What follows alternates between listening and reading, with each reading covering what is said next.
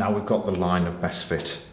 You'll now be given, almost certainly in an exam, you'll probably be given 3 marks for calculating the gradient of the line of best fit.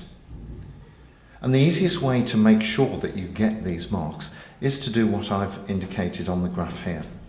To start with, draw a large triangle.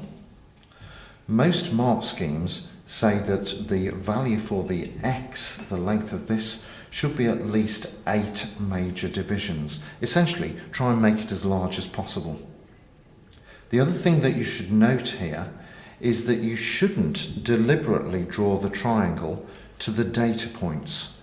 Once you've drawn the line of best fit, the data points are essentially irrelevant and you should ignore them. So what I've done here is drawn a triangle. One of them actually happens to go quite close to a data point. The other one deliberately doesn't over there. That will almost certainly get you 1 mark just for drawing a large triangle like that. For the next mark, you'll need to read off the values off the axes. So this value here where it intercepts the line, 1.92 and 7. This value up here, 37.6 and 10. Then again, I would recommend that you draw on your graph the value for the change in y and the change in x, 27.6 and 5.08. We can then calculate the gradient that we usually represent with the symbol m from the equation y equals mx plus c. Remember, m is equal to delta y over delta x. So that's equal to 27.6 divided by 5.08.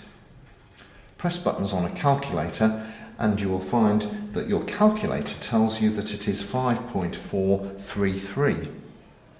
But do I want to record it to 4 significant figures? I've calculated that value from 2 numbers, both of which just have 3 significant figures.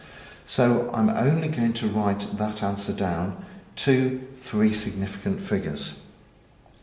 The other thing that I hope that you're spotting that I've missed off here is the unit. How do you work out what the unit is? Well, the unit is always going to be the unit of the y-axis divided by the unit of the x-axis.